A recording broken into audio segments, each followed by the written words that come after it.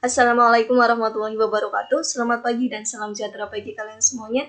Semoga kalian dalam keadaan sehat walafiat dan dalam kondisi yang selalu semangat belajar walaupun terkendala masa pandemi seperti ini.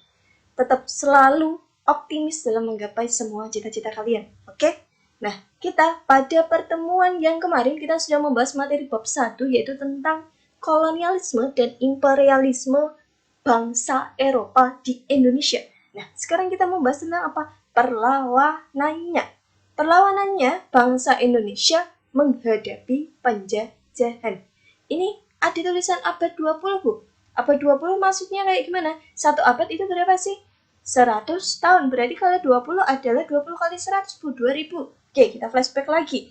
Satu abad itu tadi 100, kalau abad pertama berarti kapan? Abad pertama.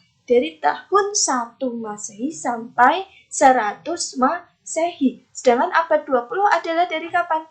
Dari tahun 1901 sampai tahun 2000. Sampai sini paham ya? Oke, kita akan masuk ke subbabnya.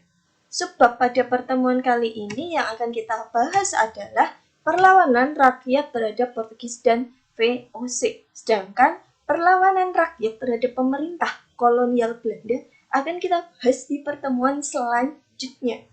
Perlawanan rakyat terhadap Portugis dan VOC ada di berbagai daerah, yaitu di Aceh, Maluku, Mataram, Banten, Makassar, Riau, dan etnik Tionghoa.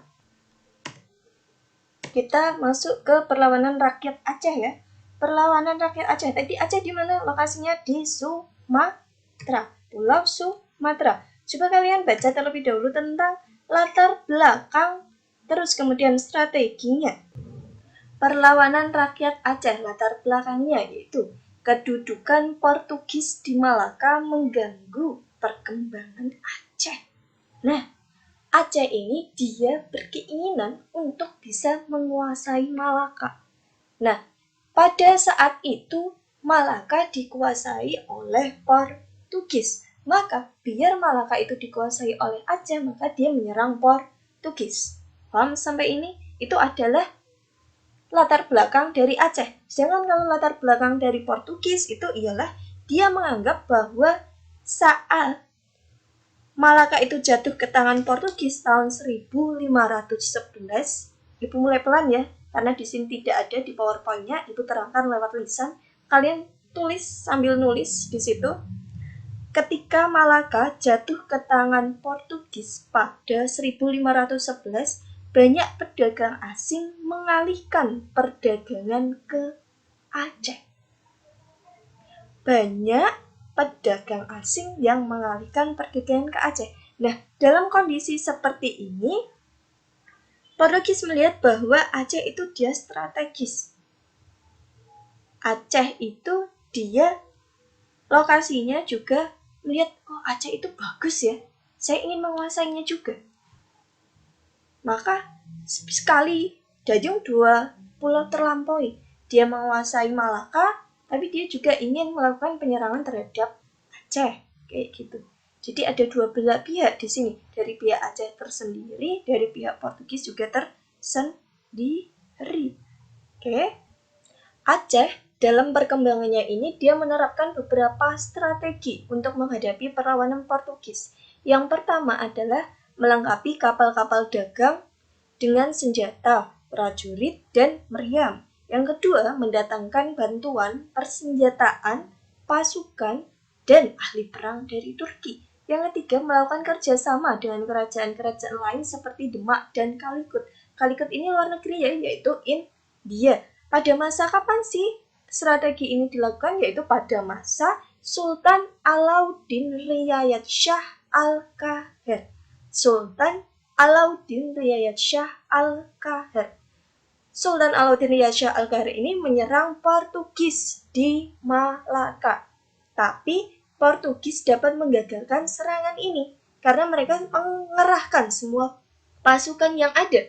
Kemudian mereka balas dendam dong. Mereka balas dendam untuk melakukan penyerangan balik terhadap Aceh, tapi juga dapat digagalkan. Kemudian semakin kesini, semakin lama ternyata belum dapat saling menguasai. Nah, pada saat itu sudah berganti sultan. Sultannya yang selanjutnya adalah Sultan Iskandar Muda. Sultan Iskandar Muda ini adalah sultan yang paling terkece, yang paling bagus pada masa kerajaan Aceh. Aceh mengalami puncak kejayaannya pada masa siapa? Sultan Iskandar Muda. Pada masa Sultan Iskandar Muda ini, beliau melakukan serangan besar-besaran terhadap Portugis. Nah, serangan ini sempat membuat Portugis kewalahan dan harus mengerahkan semua kekuatan menghadapi pasukan Sultan Iskandar Muda. Akan tetapi serangan ini belum berhasil. Besar-besarannya kayak gimana sih serangan yang dilakukan oleh Sultan Iskandar Muda itu? Yang pertama, yaitu mendatangkan kuda-kuda dari Persia. Yang kedua, membentuk pasukan gajah dan milisi infanteri. Milisi infanteri itu apa, Bu? Yaitu pasukan pejalan kaki yang dilengkapi persenjataan ringan, dilatih, dan disiapkan untuk melakukan pertempuran darat. Nah, yang ketiga adalah menyediakan kapal yang mampu memuat 600-800 prajurit. Yang keempat, menempatkan pasukan pengawas di jalur-jalur perdagangan di wilayah kekuasaan dari Aceh. Nah, pada masa itu tadi, pada masa Sultan Iskandar Muda belum berhasil melakukan penyerangan terhadap Portugis. Dan endingnya di antara Portugis maupun Aceh tidak ada yang menang. Kenapa demikian? Karena pada masa setelah kepemimpinan Sultan Iskandar Muda itu dipimpin oleh yang namanya Sultan Iskandar Thani. Pada masa Sultan Iskandar Thani ini beliau belum berhasil, belum cakap, kurang bagus dalam kepemimpinannya sehingga Aceh jadi turun. Nah, karena turun tadi, kurang baik dalam kepemimpinannya tadi, nah, melakukan penyerangan juga gagal. Nah, pada masa itu Portugis dia sudah pergi dari Malaka karena sudah digantikan oleh VOC. Maka kenapa kok tidak ada yang menang di antara Portugis dan Aceh? Karena Portugis sudah hilang digantikan oleh VOC. Berarti yang menang justru siapa sih? Malah VOC. Karena VOC yang dapat mengambil Malaka. Karena tadi yang diperebutkan di sini adalah Malaka. Nah, pada masa itu Aceh pun menyerang Malaka. Demikian. Itu perlawanan menyerang VOC di Malaka. Demikian. Nah, ini perlawanan rakyat Aceh terhadap Portugis. Nah, nanti yang menang juga kan VOC saat Aceh melawan VOC. Gitu ya. Paham ya? Kita langsung masuk ke yang perlawanan rakyat Maluku. Perlawanan rakyat Maluku di sini ada dua, yaitu dari nanti kita fokusnya di dua ya, Portugis sama VOC. Nah, di sini Portugis, kenapa rakyat Maluku melakukan perlawanan terhadap Portugis? Karena pada tahun 1529 terjadi perang antara Portugis dan Tidore. Perang ini disebabkan oleh tindakan Portugis menembaki Jungjung dari Banda yang akan membeli cengkeh ke Tidore. Di sini fokusnya kalian kalau perlawanan rakyat Maluku ke dua kerajaan besar ya, yang ada di Maluku yaitu Kerajaan Ternate dan Kerajaan Tidore. Nah, Kerajaan Ternate dan Kerajaan Tidore ini mereka saling bersaing untuk memperebutkan pengaruh. Nah, tambah berselisih saat adanya Spanyol dan Portugis datang. Nah, tadi pada tahun 1529 terjadi perang antara Portugis dengan Tidore. Fokus ya. Kalau Portugis itu dekne bolonan karo Ternate, kalau Tidore itu bolonane karoan Spanyol. Tadi pada tahun 1529 terjadi perang antara Portugis dan Tidore. Perang ini disebabkan oleh tindakan Portugis menembaki Jungjung dari Banda yang akan membeli cengkeh ke Tidore. Tindakan ini memicu amarah penguasa dari Tidore. Kemudian, penguasa Tidore menyatakan perang terhadap Portugis. Dalam peperangan ini, Portugis memperoleh kemenangan berkat bantuan dari Ternate dan Bacan. Kemenangan Portugis ini bertambah setelah adanya perjanjian Saragossa tahun 1529. Berdasarkan perjanjian tersebut, Portugis menguasai wilayah Kepulauan Maluku. Setelah itu, dengan adanya Portugis bisa menguasai Kepulauan Maluku, menyebabkan Portugis dengan leluasa menerapkan monopoli perdagangan rempah-rempah di wilayah Maluku tersebut. Nah, itu latar belakang yang pertama, yaitu upaya memonopoli perdagangan yang dilakukan.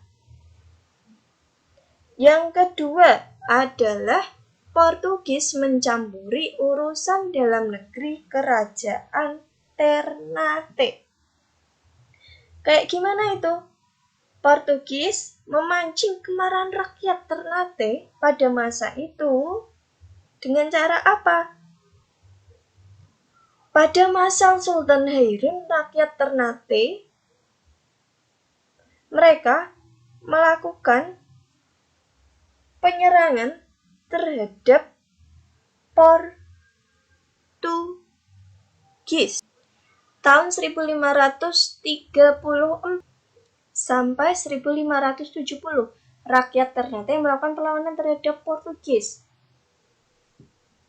Dia di sini Gubernur Jenderal Portugis di Maluku mendengar bahwa Sultan Hairun akan melakukan perlawanan terhadap Portugis, maka dari Gubernur Portugis ini, Lopes de Mosquito mengajukan perundingan damai.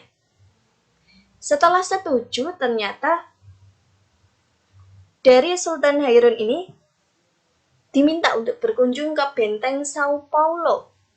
Namun dalam perundingan tersebut ternyata Portugis membuat siasat. Eta apa? Moro terus beriku dikepung. Dan kemudian pada perundingan tersebut Sultan Hairun dibunuh oleh Portugis. Peristiwa pembunuhan ini menurut dari Portugis, kemenangan akan di tangan Portugis. Tapi ternyata salah. Rakyat Ternate ini marah besar karena melihat sultannya meninggal. Terus akhirnya dengan kekuatan yang tersulut, dengan kemarahan yang berkumpul menjadi satu, mereka bersatu untuk melawan Portugis di bawah kepemimpinan dari siapa? Dari anaknya, yaitu Sultan Ba'abullah, anak dari Sultan Hairun. Sultan Ba'abullah melakukan perlawanan terhadap Portugis dengan cara apa? Yaitu memimpin pasukan menyerang pos-pos perdagangan dan pertahanan Portugis di Maluku. Mereka mengepung benteng Sao Paulo tersebut selama 5 tahun dan akhirnya pada 1575 Portugis berhasil diusir dari Ternate.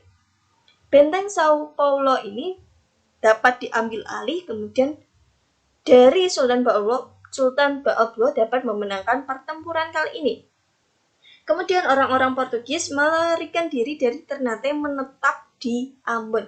Berarti perlawanan rakyat Maluku yang terhadap Portugis dimenangkan oleh rakyat Maluku di bawah pimpinan Sultan Ba'abullah. Paham ya sampai ini ya? Nah, di sini dia Roma pembunuh